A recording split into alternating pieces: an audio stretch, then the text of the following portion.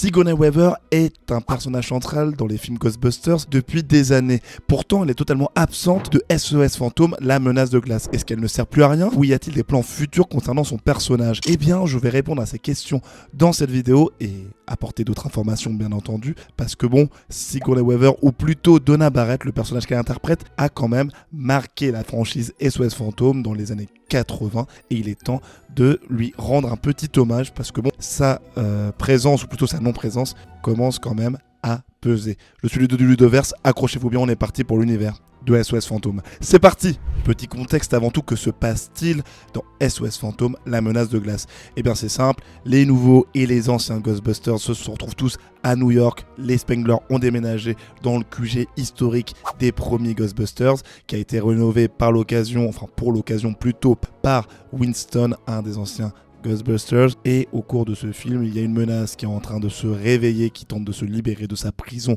appelée Garaka. Garaka qui est un dieu fantôme qui maîtrise des pouvoirs de froid, si on peut dire de manière assez simple. Et il a pour vocation, comme tous les grands méchants ou tous les méchants qu'on connaît, de prendre le contrôle du monde entier et de mettre potentiellement une nouvelle ère glaciaire. Donc là ça va être un mini spoil, vous pouvez passer 30 secondes, mais voilà, c'est bien d'avoir quelques infos. En gros, à la fin du film SOS Fantôme, la menace de glace, les Ghostbusters, anciens et nouveaux, accompagnés d'autres personnages, je vais pas les citer là, peu importe, ont réussi à battre Garaka, à l'enfermer dans le conteneur rouge historique et iconique des Ghostbusters. Et voilà, tout est bien qui finit bien, sauf que le personnage de Dana Barrett, interprété par Sigourney Weaver, n'est pas dans le film. Avant de continuer un petit peu ces explications, voilà, vous donner plus d'informations, il faut peut-être présenter qui est Dana Barrett et qu'est-ce qu'elle a apporté plutôt à la franchise Ghostbusters. Et bien avant tout, Dana Barrett c'est un des personnages qui est présent depuis le premier volet sorti en 1984. C'est simple, dans ce film-là, elle se retrouve dans son appartement à un moment après avoir fait quelques courses et lorsqu'elle pose notamment des œufs sur, un petit meuble qui se trouve dans sa cuisine, les œufs commencent à sauter de partout. Le meuble sur lequel elle était a commencé à chauffer, donc ce qui a fait sauter les œufs. Et de l'autre côté, nous avions aussi le frigo qu'elle a ouvert à un moment. Elle s'est rendue compte qu'à l'intérieur, il y avait une sorte de passage vers un autre monde. Donc elle a été totalement en panique, elle a commencé à appeler les Ghostbusters et c'est notamment le personnage de Peter Venkman, interprété par Bill Murray, qui est venu à sa rescousse pour, c'est même vite dit, mais il est venu visiter son appartement pour voir si tout allait bien. Il est tombé vite amoureux de la petite dame et voilà, il a tenté de la séduire tout au long du film. De l'autre côté, Sigourney s'est malheureusement faite posséder par un esprit appelé Zool, qui représente un des chiens qui était sous les ordres du grand fantôme Gozer, qu'il tentait de ramener à la vie. Pour ce faire, il fallait que Zool, qui a pris possession d'un corps humain, et que le maître des clés à une autre créature sous les ordres de Gozer se reproduisent. Et c'est ce qui s'est passé. Le personnage de Dana Barrett s'est reproduit avec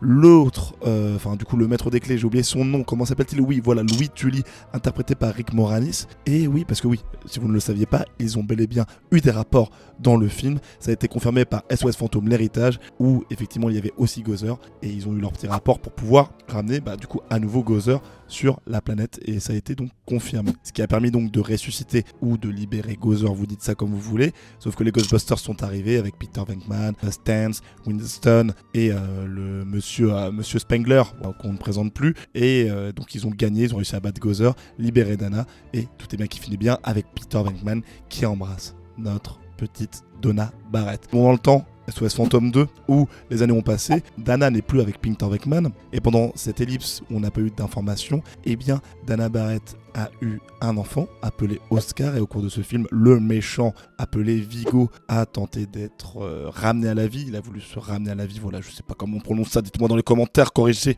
mes fautes de français, ça fait toujours plaisir. Et donc il a voulu se servir du corps de son enfant, donc Oscar, pour ressusciter, tandis que la personne par laquelle il a réussi à faire ses manigances, cherchait à draguer tout simplement, que ce soit tout simplement sa femme, si on peut le dire comme ça. Bien entendu, encore une fois, les SOS Fantômes ont réussi à arrêter la menace, libérer Oscar, tout est bien qui finit à nouveau bien, parce que Dana et Peter Venkman se sont remis ensemble a priori, ou enfin du moins ils se sont pécho encore au cours du film, donc normalement tout était carré.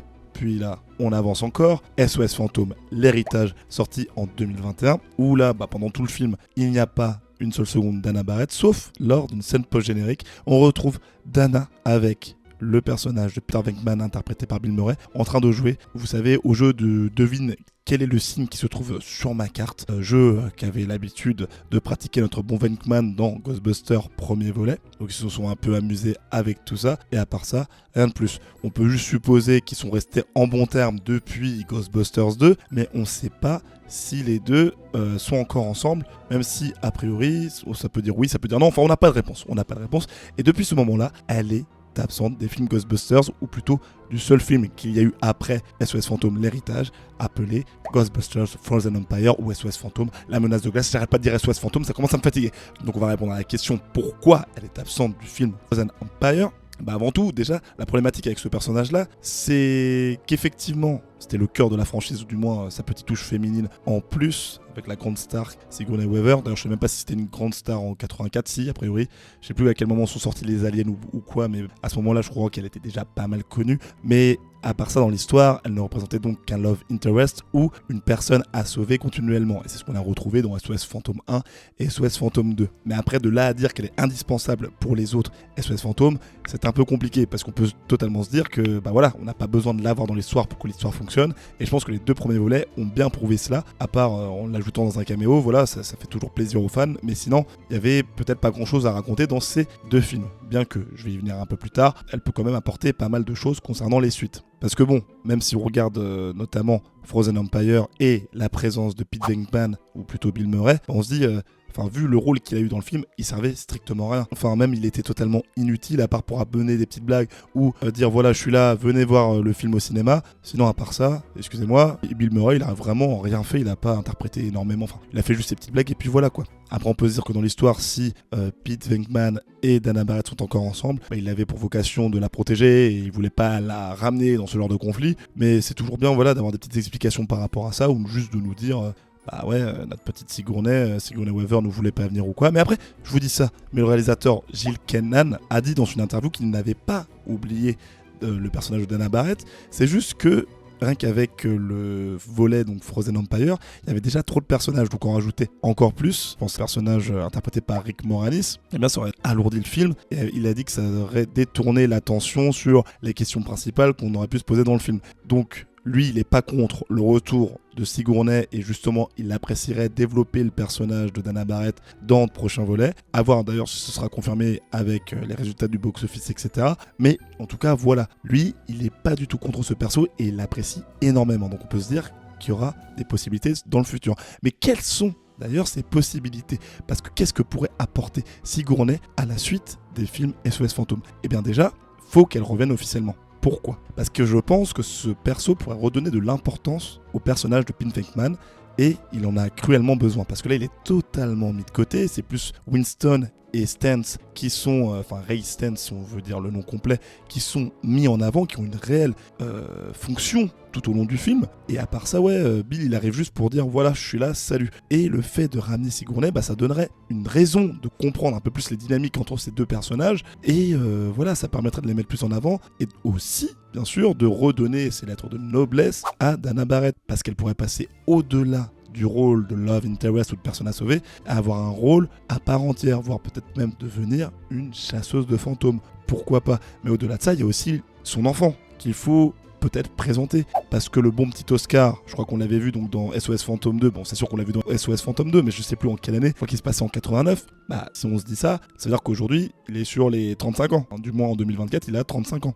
Forcément des possibilités à raconter vis-à-vis de ce perso, peut-être ils peuvent en faire un Ghostbuster, tout simplement, ou même, moi j'y pensais lorsque je travaillais sur les recherches autour de cette vidéo, je me suis dit mais en fait le plot twist de folie qu'on pourrait avoir, c'est que le personnage d'Oscar, ce soit tout simplement le père de Phoebe et de Trevor Spengler, parce que quand on y pense, on n'a toujours pas introduit leur père biologique dans le film. C'est Paul Rudd, je crois que le nom du personnage c'est Robertson, qui joue le rôle du beau-père, mais on n'a pas le vrai papa, et ce serait tout simplement fou de se dire que c'est Oscar, peut-être Barrett, de son nom de famille, vu que c'est Dana Barrett qui l'a élevé tout au long du film. Ça pourrait être sympa de se dire waouh, ok, d'accord, la connexion elle se fait là, et ce serait pas déconnant au vu de l'histoire de chacun des personnages. Je sais pas, je pense que ça pourrait être sympathique. Après ça va sûrement peut-être pas du tout se passer comme ça. On reviendra là-dessus quand le film, la suite sortira, si elle sort. Mais ouais, je pense que ça pourrait être pas mal, et dans tous les cas, il y a quelque chose à raconter avec le personnage d'Oscar.